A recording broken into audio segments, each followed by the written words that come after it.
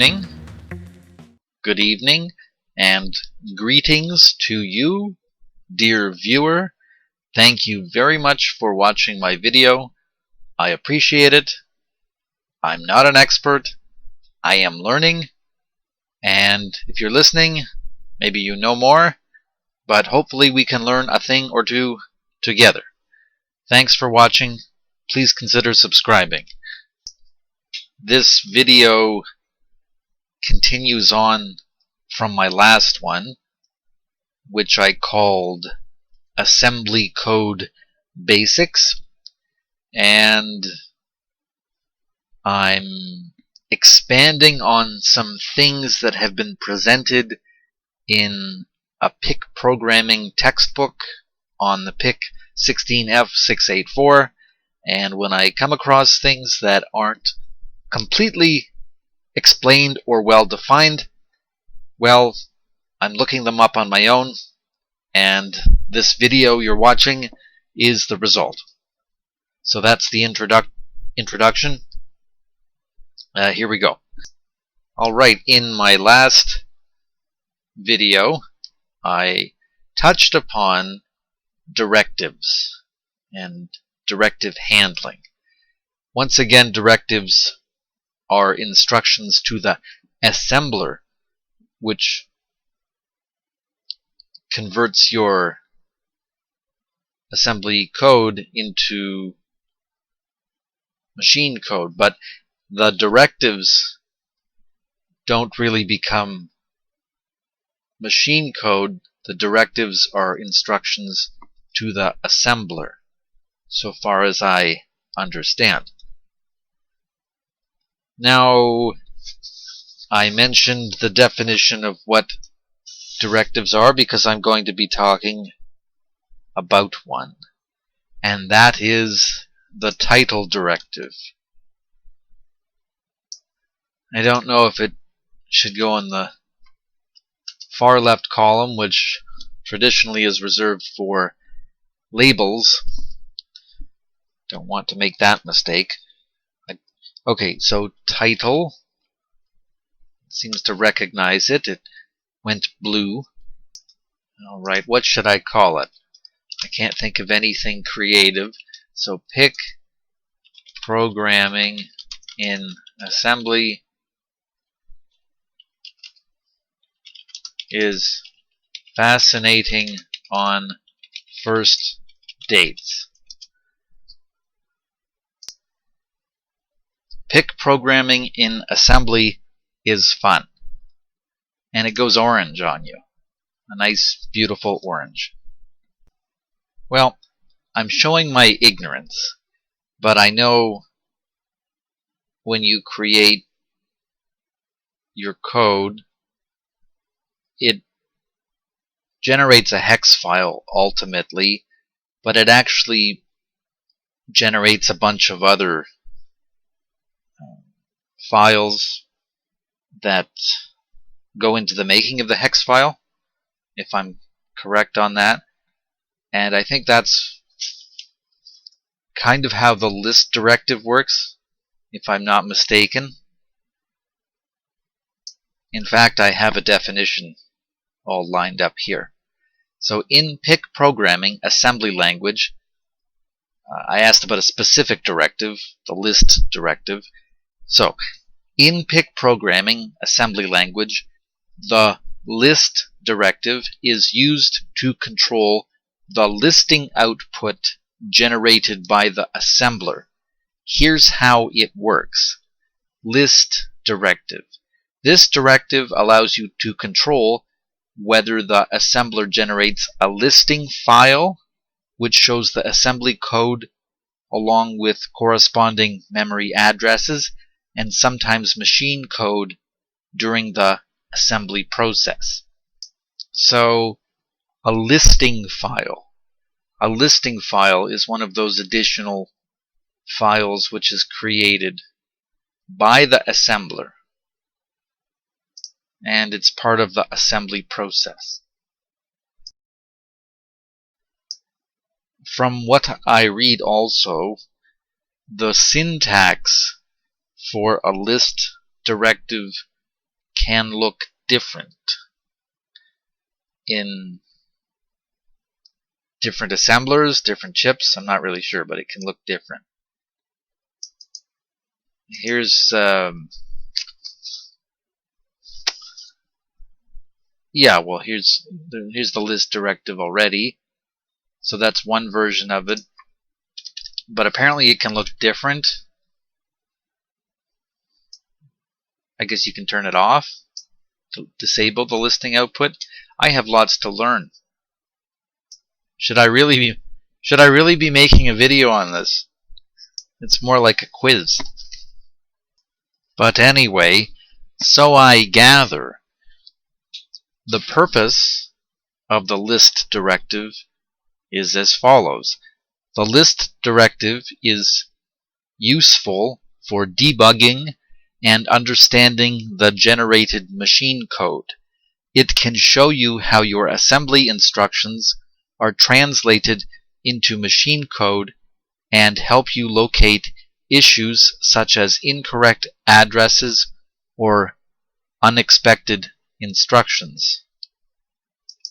So I gather you can actually turn the list off or on. So you would do list equals off, perhaps. Or no, apparently it's just like this. List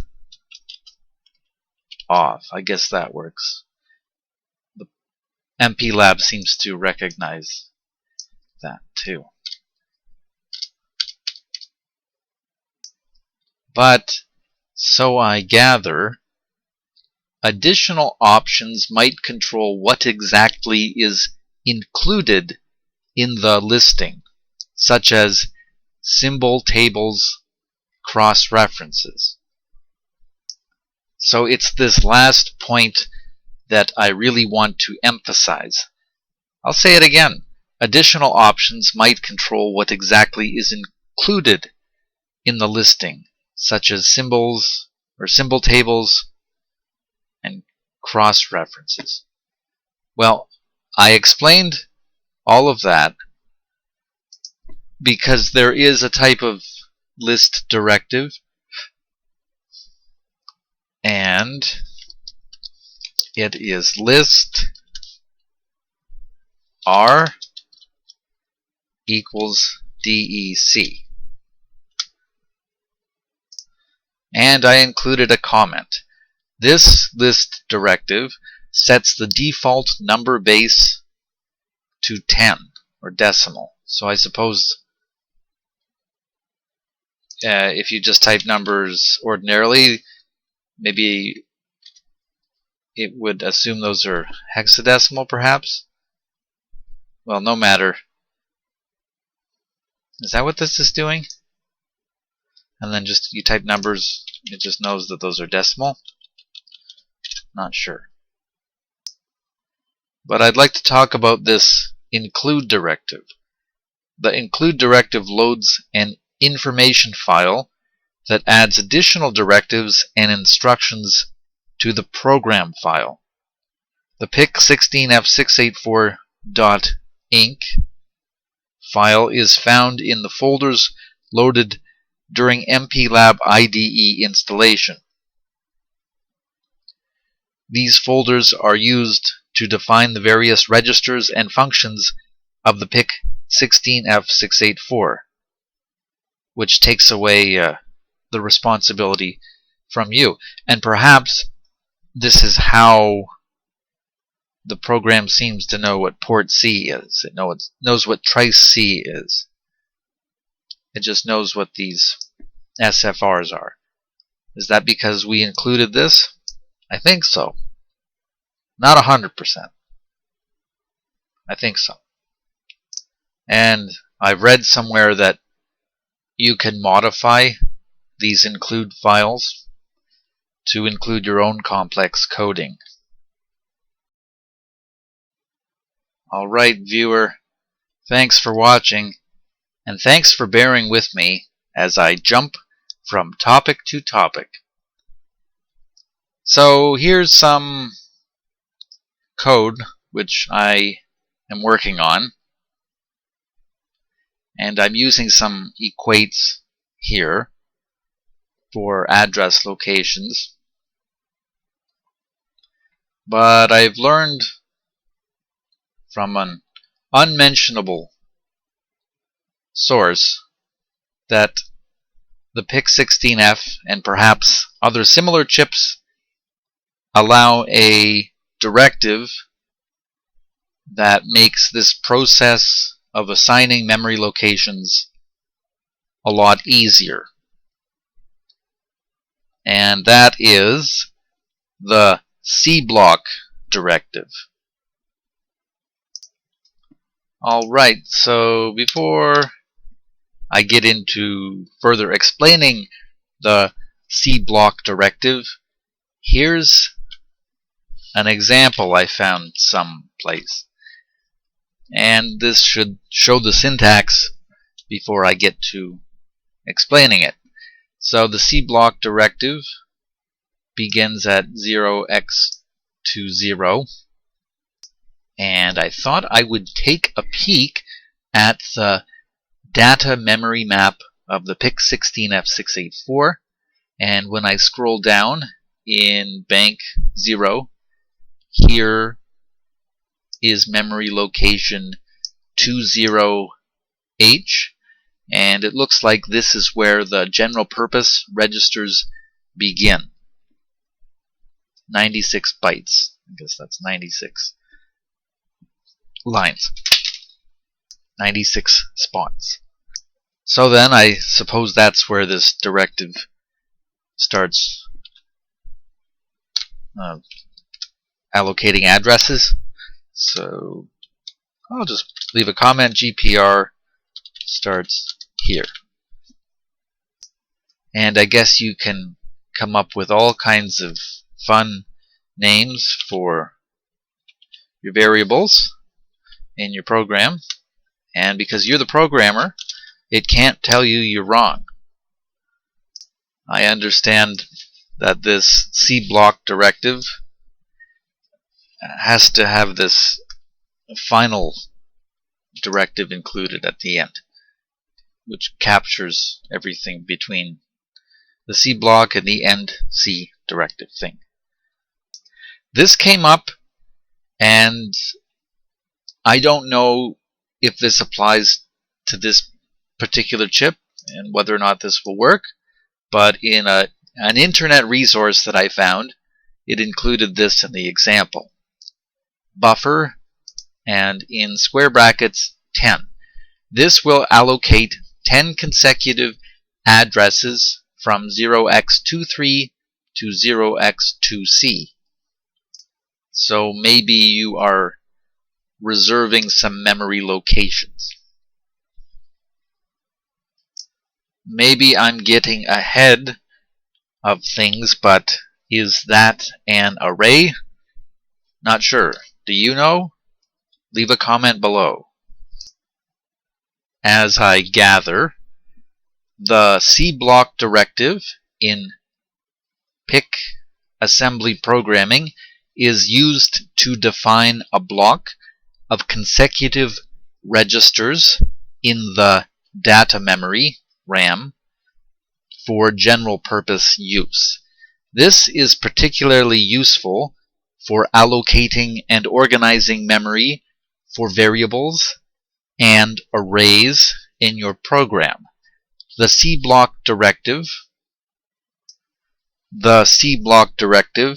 helps in making the code more readable and maintainable by giving symbolic names to memory addresses. I suppose you could put in a different number as long as maybe you're within those 96 bytes. And yes, from further study, this creates an array of 10 bytes starting at address 0x23 to 0x2c. So the C block directive is great for Readability. Using symbolic names makes the code easier to read and understand, but also maintainability.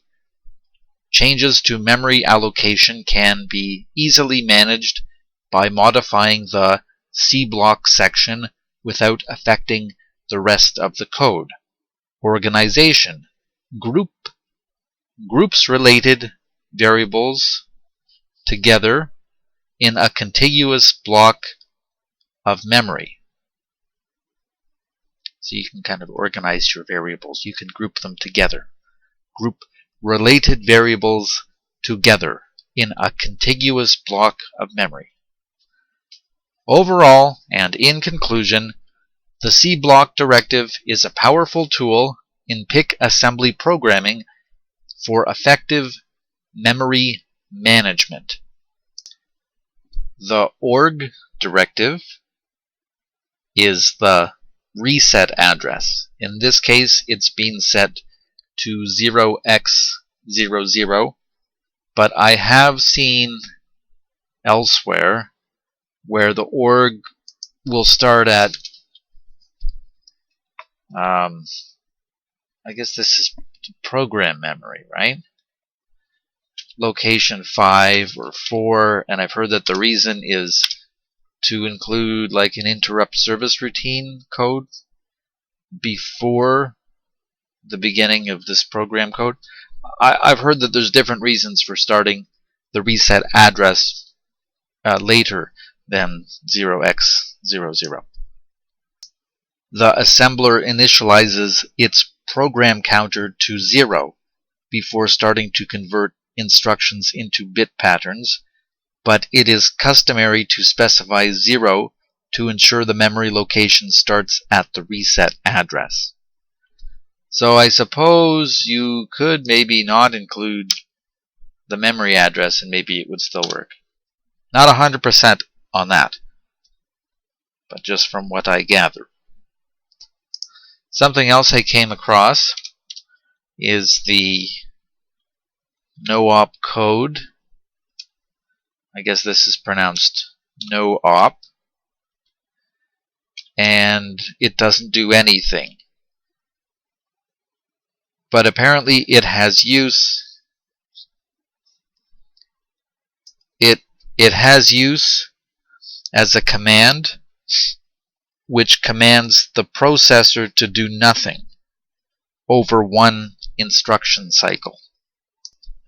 I'm also showing my ignorance in this instance. I've used NOP before, having seen it in delay routines, like subroutines.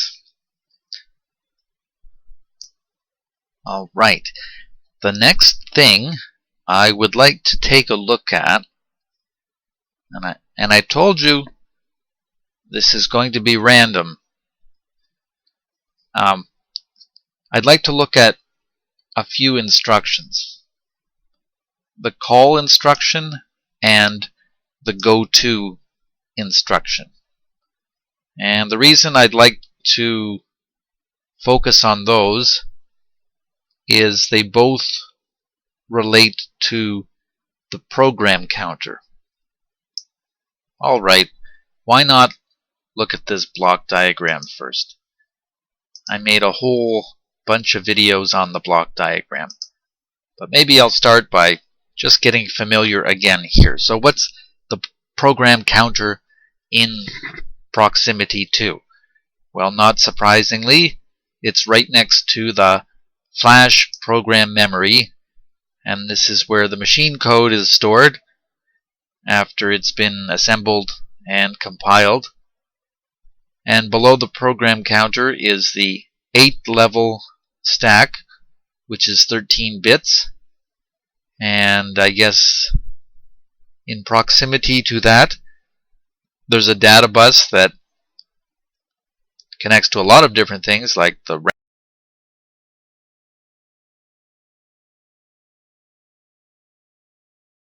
file select register, status register, ALU. Well, anyway, I'm going somewhere with this. So I'll just read a little bit of the data sheet here. Memory organization. Program memory organization. The PIC16F684 has a 13-bit program counter capable of addressing an 8000 by 14 program memory space.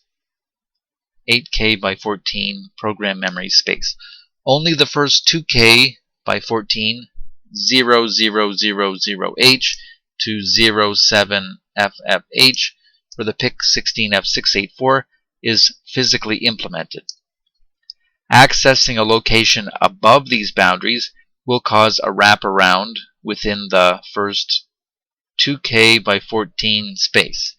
The reset vector is at 000H and the interrupt vector is at 0004H. See figure 2.1.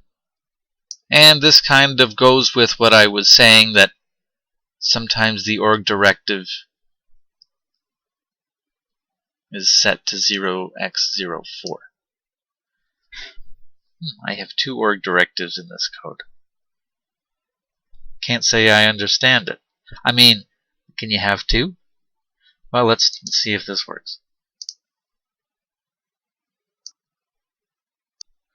Build successful. Program memory map and stack for the PIC16F684. The program counter, what's that, 12 to 0. It mentions instructions call, return, retfee, retlw. Here's an 8-level stack. And here's the reset vector, which is 0000H. And here's the interrupt vector, I guess for the interrupt service routine, at 0004H on chip program memory. And this sort of maybe addresses what was mentioned above. It wraps to these locations. But the reason I looked at the program counter in the datasheet is, again, in the reference material I'm looking at, it first mentions the go-to and the call instructions. And these are instructions that change the program counter to explicit values. So far as I understand, correct me if I'm wrong, the program counter typically executes code line by line in order. But that's what makes the go-to and the call instructions different, because they can change the program counter to explicit values. In this case, it would be the program memory location of wherever this delay routine ends up being stored, and the program memory location of wherever the loop is stored in memory. I just want to try something I've never tried before. Could you do this? Go to 0x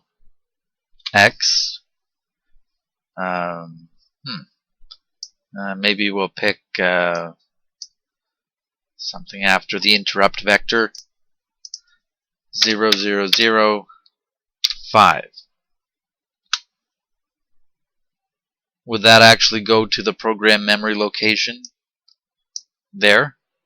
That's an open question for you, viewer, and one I hope to maybe eventually get a certain answer for. But apparently that's what the assembler is for anyway, to assemble the program memory into locations as specific as this, so that you don't have to.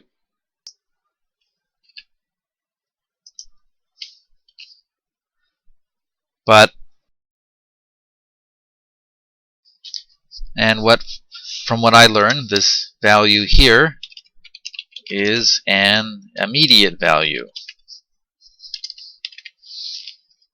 or rather it's called a literal value.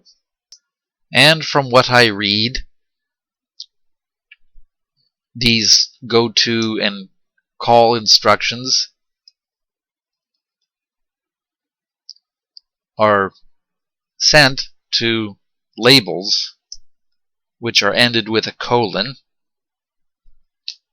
and the assembler recognizes these labels and automatically assigns them a program memory location so that you don't have to. They also make the subroutines much easier to read, these labels. These labels do. They make the program easier to read.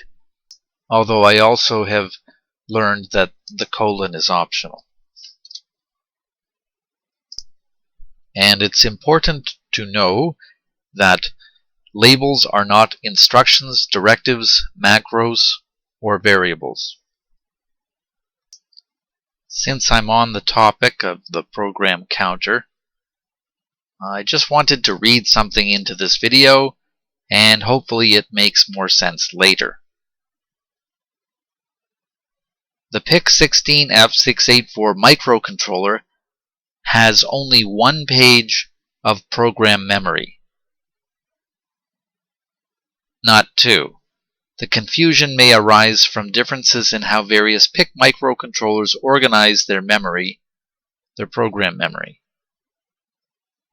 In the case of the PIC16F684, it has a total of 2K words, 2,000 words, of program memory, but this memory is organized into a single page. Here are the details. Program memory size, 2K words, number of pages, 1, size per page, 2K words. This means that all 2,000 words of program memory are contained within a single continuous memory space, simplifying memory management in your programs. Alright, here's something I wanted to refresh myself on. The go-to $, which is an infinite loop. But I want to explore this in detail. In PIC assembly language, the go-to $ instruction is used to create an infinite loop. The $ symbol represents the current program counter address, the PC address. So go to $ effectively means go to the current address. So it'll just keep going back to the same address in an infinite loop. Why would you want to do that? I've actually seen this in sample code in another textbook I was reading, where basically the code would run through and do one function, and then when it was done, a subroutine, it would come down and just sit and hang in an infinite loop. I suppose maybe until the device or the power was reset. Here's what happens when go-to $ is executed. The program counter is set to its current value, which means the execution jumps back to the same instruction. This creates an infinite loop as the program will continuously execute the go-to $ instruction.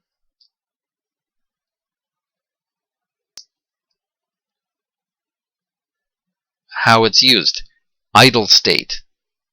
This line of code can be used to put the microcontroller in an idle state where it waits indefinitely until a reset or an interrupt occurs. It can also be useful during debugging to stop the program execution at a certain point. Oh, I should use that. That gives me an idea. I've been trying to create this complex code, And I just want to test it up to a certain point, so maybe I can just put the go-to $sign in. I have also come to learn that there is something called relative addressing, which would advance the program code to a certain location. So this is called relative addressing. So I guess it would go to 3 lines of code later, assuming you were diligent and could figure out what that was. But I guess you could just go do something like that, which would send it to the next line of code. Okay, I have come to learn that the PIC16F684 has a page size of 2048 instructions. Or at least the program memory page size is 2048 instructions. But I guess with a chip with more program memory than that, you have to make use of a register known as PIC16F684, which again is not applicable for this particular chip, but I guess that's called page switching. So I found an explanation. In PIC programming, page switching refers to the process of changing the currently active page in the program memory or data memory to access different sections of memory. This is necessary because the addressable memory space of PIC microcontrollers is often larger than the size that can be directly addressed by a single instruction, requiring the use of multiple pages. But once again, the PIC16F684 has a single page of program memory, so program memory page switching is not required for it. But if you're working with other PIC chips with larger memory, you might need to change the program counter to jump to addresses in different pages. Well, if it's not applicable to this chip, I won't carry on further trying to learn about it. Alright. Hopefully I'm not losing you, the viewer. The main thing I'm covering in these videos are things that I don't understand completely. So I might lose you a little bit if you are brand new and need some explanation of what these instructions do. So this is for my sake. So I was reading somewhere that if you move a literal value into the working register and that value is 0, I understand this won't flag the status or the Z bit of the status register. But the clear W does set the Z flag of the status register, even though effectively these instructions achieve the same thing. And I haven't fully thought that one through as to why it would be necessary to flag the status register by the Z bit of the status register by clearing the working register. But it came up in some resource material. Well, let's make this a video.